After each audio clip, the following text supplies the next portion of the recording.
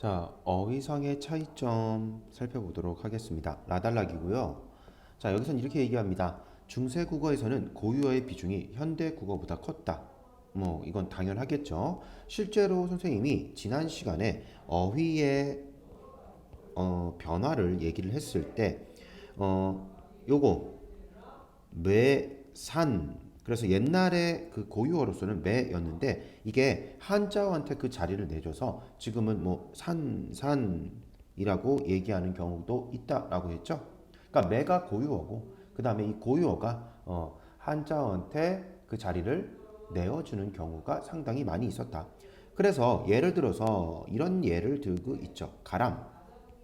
가람은 무슨 뜻이냐면 강이란 뜻이에요. 자, 매 나왔죠. 매는 뭐냐면 산입니다. 자, 온 주문도 선생님이 설명했었어요. 온이라고 하는 건 100이고요. 자, 주문이라고 하는 건 뭐다? 1000이다. 자, 이런 고유어들이 다 한자에게 자리를 내어주고 말았다라고 얘기합니다. 자, 그런데 이제는 고유어가 별로 이제 한자어로 많이 이제 바뀌어졌는데 뭐 그 당시에도 외래어가 존재하긴 했었다라고 얘기하고 있고요. 중국어에서 온, 붓, 먹 같은 경우에도 자 원나라와의 교섭 과정에서 들어온 것으로 추측이 된다라고 얘기하고 있고요.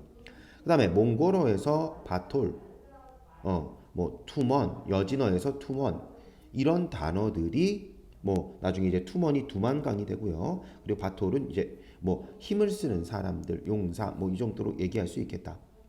또 어휘의 의미도 사뭇 달라졌는데 값이 나가다라고 하는 중세국어 싸다가 이제는 저렴하다라고 하는 의미로 바뀌어지게 된다. 자, 이런 얘기들 많이 나왔습니다. 자, 그래서 밑에 보시면요. 선생님이 어휘의 의미가 뭐 확대되거나 축소되거나 뭐 아니면 아예 이동하는 그런 어휘들을 여러분들이 꼭 외워둬야 되는데 이런 것들이 이제 시험 문제 많이 나와. 자, 보시면 의미의 확대 이렇게 돼 있는데요. 자, 다리 같은 경우에는요. 자, 사람이나 짐승의 다리. 근데 이제 무생물에까지도 적용이 됐다라고 얘기했죠. 예를 들어 책상이 이렇게 있으면 책상 다리라고 얘기했잖아. 자, 그런 식으로 의미가 확대된 단어다. 자, 그 다음에 두 번째 영감이라고 하는 단어가 있는데요. 조금 더 확대해 볼게요. 영감이라고 하는 단어가 있는데 당상관에 해당하는 이거 벼슬이었어요. 그런데 이제는 남자 노인이 되었어. 그러면 옛날에는요. 어떤 사람들 중에서 일부 벼슬아치만 해당됐던 말인 영감이 어때? 그 의미 단위가 더 커져서 이제 남자 노인을 가리키게 되었다. 그러면 의미가 어떻게 됐다? 확대되었다고 볼 수 있겠다. 자, 그 다음에 세수하다라고 하는 건 손만 씻는 동작. 그래서 세수의 수가 손수였는데 이제는 얼굴까지 씻는 행위로 의미가 확장되었다. 자, 그 다음에 방석은요. 네모다란 애들만 방석이라고 얘기를 했었는데 이제는 동그란 방석도 방석이다. 이렇게 얘기하고 있는 거야. 마찬가지로 의미 어떻게 됐다? 확대되었다. 자, 그 다음에 핵이라고 하는 단어는 열매의 씨를 보호하는 속껍데기래. 그러면 열매 씨앗이 이렇게 있으면 그 옆에 붙어 있는 껍데기를 핵이라고 생각을 하고 그렇게 의미를 썼는데 이제 어떻게 된다? 더 확대되어서 알맹이, 핵, 뭐 우리가 흔히 얘기하는 코어, 핵심 이런 것들의 의미로 더 확대되었다고 볼 수 있겠다. 자, 그 다음에 의미가 축소된 어휘가 있어요. 의미가 축소된 어휘 어떤 것들이 있느냐? 중생에서 짐승까지 의미가 축소되었다. 옛날에 이 중생은요, 아이고 이 중생아 이렇게 얘기하듯이 불교에서 얘기하는 살아있는 모든 생명체를 얘기했어요.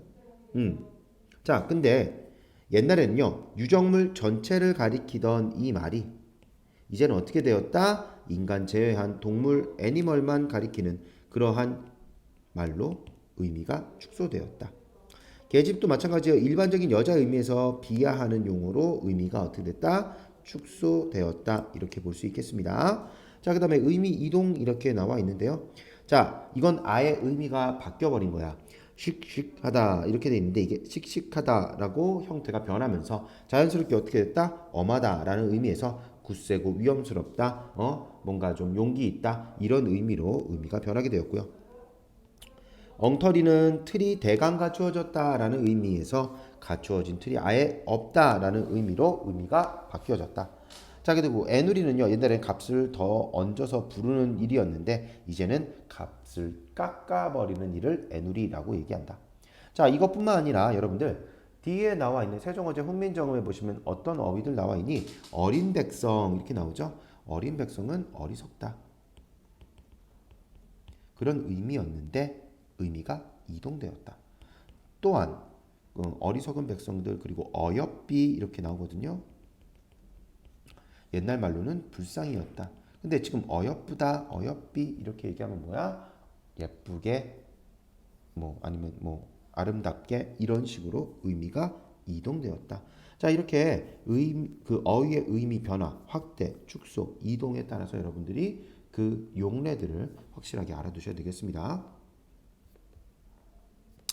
자, 그 다음에 선생님이 여기 어휘풀이에 나와 있는 여러분들 이런 문법적인 사안들, 문법적인 개념들은요, 한 번씩 꼭 읽어보시고 여러분들이 모르는 게 있다면 선생님한테 다시 한번 알려달라고 얘기를 해주세요. 자, 그리고 여기 보시면 표기법에 변천이라고 나와 있는데, 자, 이어적기는 뭐야? 소리 나는 대로 쓰는 거야. 형태소를 밝게 적지 않는 것이죠. 자, 근데 우리가 이어적기하고 현대국어의 끊어적기만 배웠는데 중간에 과도기적인 그러한 표기법이 있다. 이런 것들 우리가 뭐라 그런다? 중철 거듭적기라고 한다. 그래서 얘는요, 두 가지를 다 취하려고 한 거야. 소리도 취하려고 하고, 그리고 얘가 원래 갖고 있는 그 표기, 본래의 뜻을 확실하게 나타내는 그 형태소의 표기도 같이 나타낸 것이다. 그래서 얘는 근대 국어에서 거듭적기는 과도기적이다 이렇게 얘기할 수 있겠다. 이것도 하나 써주세요. 옛 이음은 선생님이 그전 시간에 설명했었고요. 자, 그래서 여기 쭉 정리되어 있고요. 2번은 이제 이어적기 방식에 대한 문제고요. 1번은 본문에 대한 문제가 되겠습니다. 그리고 여러분들 헷갈리면 안 되는 게 팔종성법 있죠? 팔종성법은 어떤 거에 관련된 거라고 그랬어?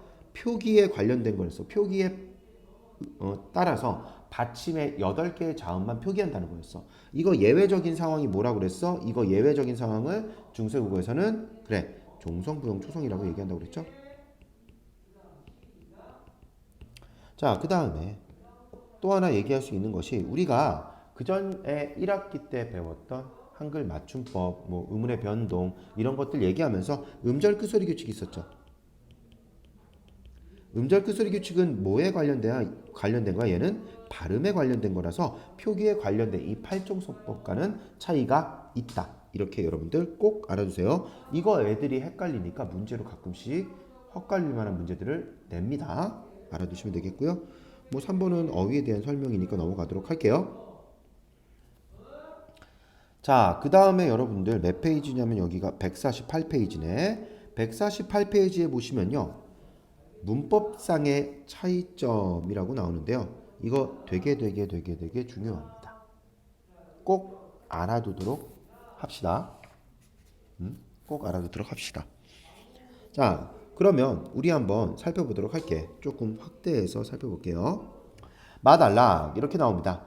중세국어에서는 주격조사 이만 있고 가는 없는데 이는 환경에 따라 이응이 없는 모음 이로 실현되기도 하고 생략도 되었다. 이렇게 얘기했죠. 자, 여러분들 중세국어의 문법이 어려운 이유가 뭐냐면 여러분들이 직관적으로 알아보기가 어렵다는 거야. 뭐라고? 중세국어는요. 아이고, 이게 왜 또 이렇게 됐니? 중세국어의 난점은 여러분들이 직관적으로 문법상을 살펴보기가 어렵다는 거야.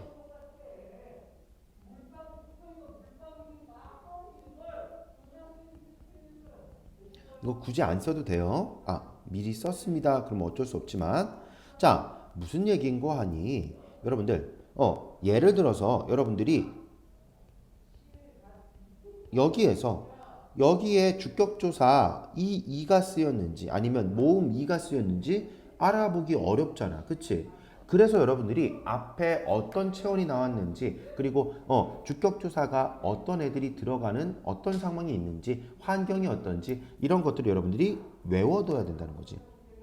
그 부분이 여러분들한테 조금 까다롭게 느껴질 수 있겠고 근데 한번 외우기만 하면 어때? 여러분들이 여기에 있는 내용들은 이런 내용이구나 안 하고 좀 빠르게 문제를 풀 수 있어서 오히려 외우기만 한다면 쉽게 풀 수 있어요. 자, 조사에 대해서 좀 살펴보도록 할게요.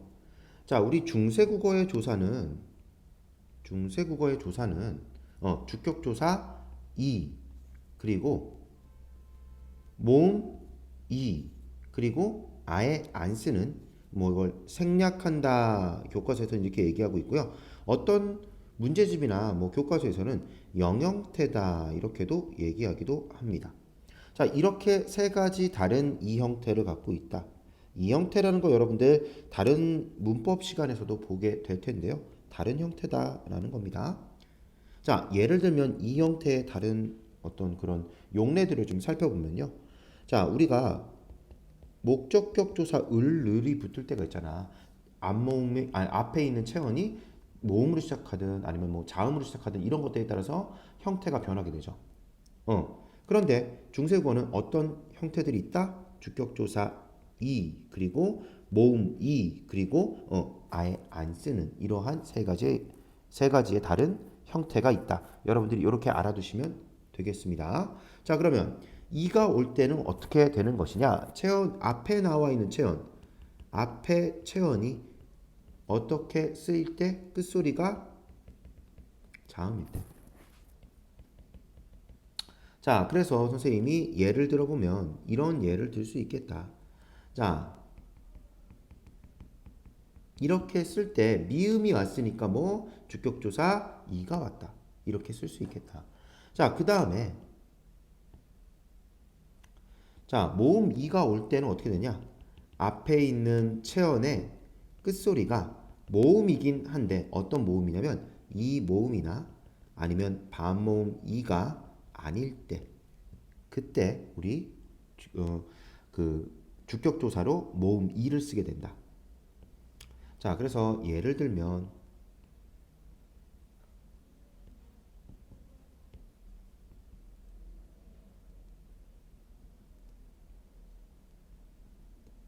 우리 뒤에 세종어제 훈민정음에서 홀빼 이셔도 이렇게 나오는 케이스가 있거든요.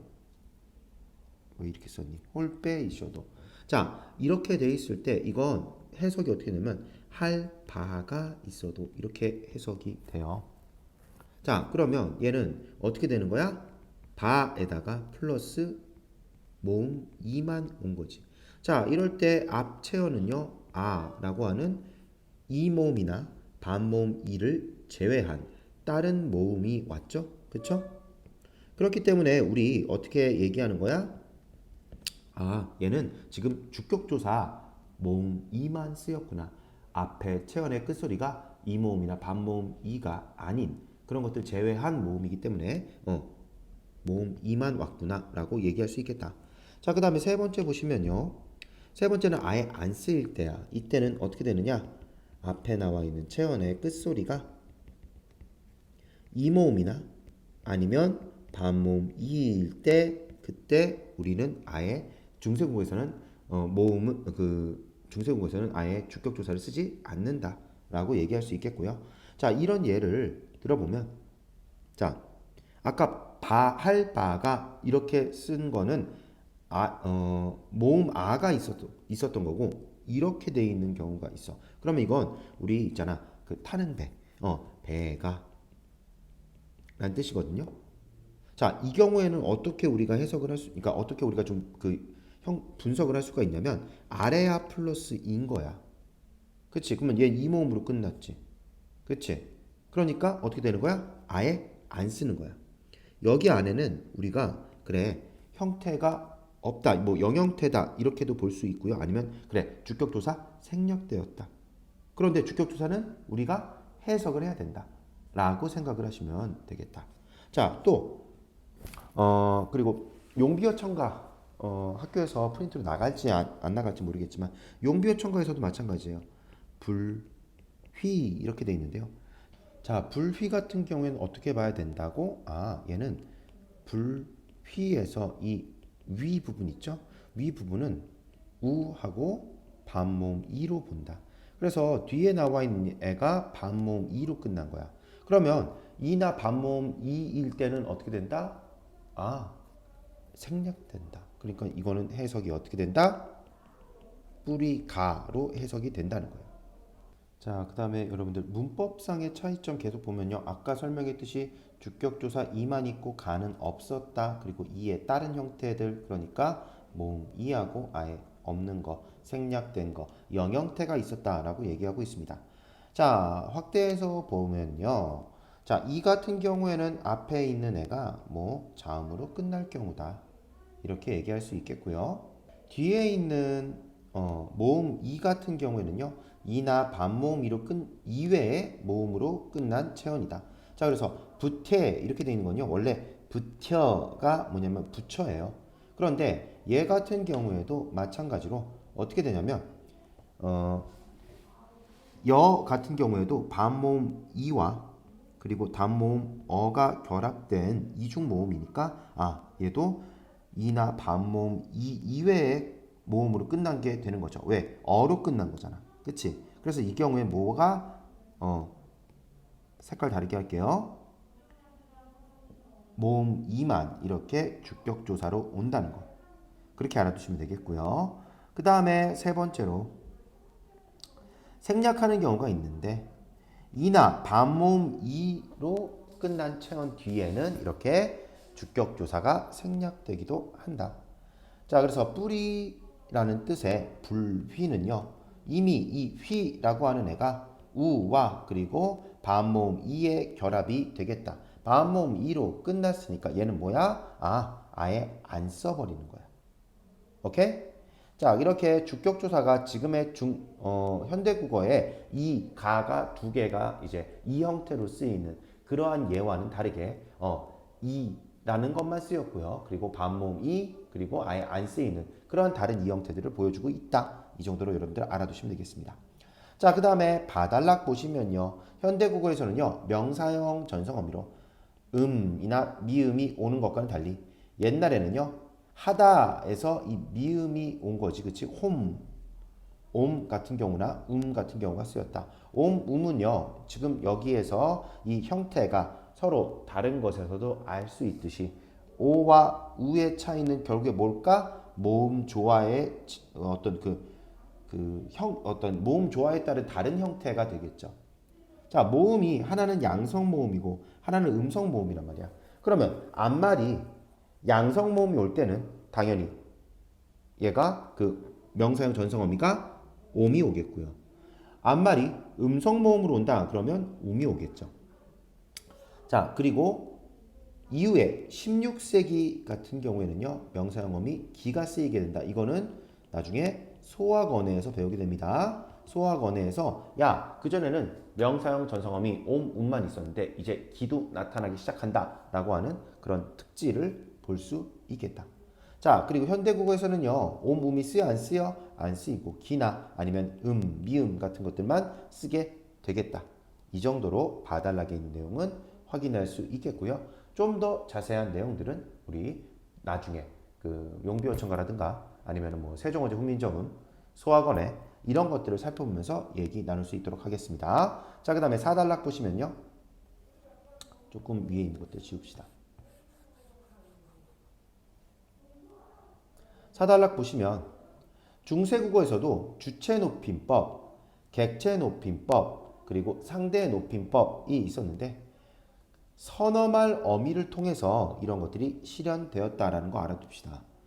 주체 높임법에는 우리도 지금도 쓰이고 있는 선어말 어미 시가 있는가 하면 모음 어미 앞에서는 샤가 오기도 했다.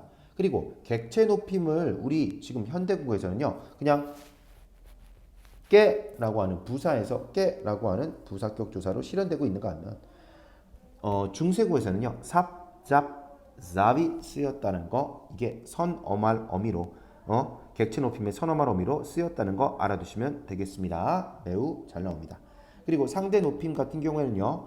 평서형에는 이가 쓰였고 그리고 의문형에는 it이라고 하는 선어말 어미를 썼다. 이렇게 알아두시면 되겠습니다. 밑줄 쳐주세요. 자, 그리고 그 다음에 나와 있는 박스는요. 여러분들이 모의고사에서 중세국어를 접하든지 아니면 여러분들 시험 문제가 모의고사형으로 여러분들이 배우지 않았던 내용들을 바탕으로 여러분들이 중세국어 문법을 알고 있느냐 이런 것들을 물어볼 때 자주 나오는 예입니다.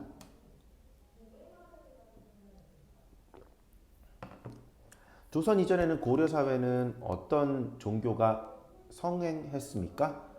불교가 성행했죠. 그리고 사실 유교 중심 사회인 조선에서도요. 점두, 보구 그리고 뭐 스님들 도력이 높은 스님들한테 시주도 하고 많이 그랬대요.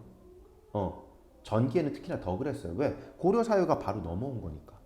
어쨌든 자 석보 상절이라고 하는 요 책은요 불교에 관련된 책입니다. 한번 보시면요. 자 이렇게 돼 있네. 양, 슝, 이 이렇게 돼 있는데요. 여기에서 또 알 수 있는 게 뭐냐면 자 이거 해석 어떻게 돼 있어? 야수가 선생님 막 그 넥스트 레벨 막 노래 생각나고 그러네. 어쨌든 이거 야수다라라고 하는 석가모니가 출가하기 전에 왕비를 가리켜요. 근데 이거 한자로 돼 있지. 한자로 돼 있으니까 이때 요 이응들 있지. 이 이응은 옛 이응이 아니라 음가 없는 이응일 거야. 그리고 얘네들은요 그냥 갖다 붙인 거야. 이런 걸 우리가 뭐라 그러냐면 야 한자는 그래도 중국의 문자인데 우리가 존경하는 의미에서 삼성체계를 유지해야 되지 않을까? 라고 얘기하는 그러한 어떤 표기법이 있었어요. 이런 거 뭐라 그러냐면 동국정음식 한자음 표기다.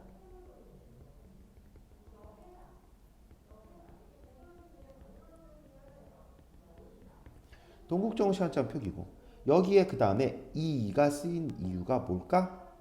자 봐봐 야 슝 했을 때 이 이응 음가 있다 그랬어 없다 그랬어 없다 그랬어 파란색으로 할까? 없다 그랬어. 그러니까 얘는 유로 끝난 거야. 유로 끝났으니까 이 모음이나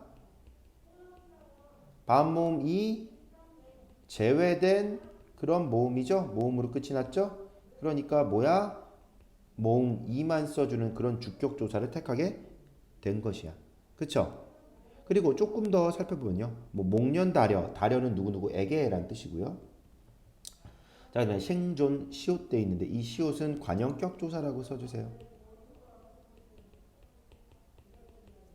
시옷인데 이건 존경을 하는 유정 명사나 그러니까 유정 명사라고 하는 건 생명체야 사람이라든가 아니면 뭐 동물 이런 거 아니면 무정명사에 쓰이는 뭐뭐의라는 뜻의 관형격 조사입니다.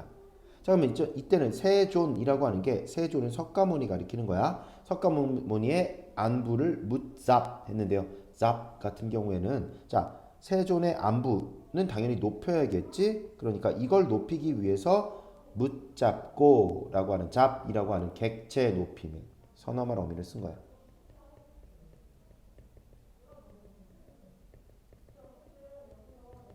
자, 그 다음에 니르샤 했는데요. 니르샤.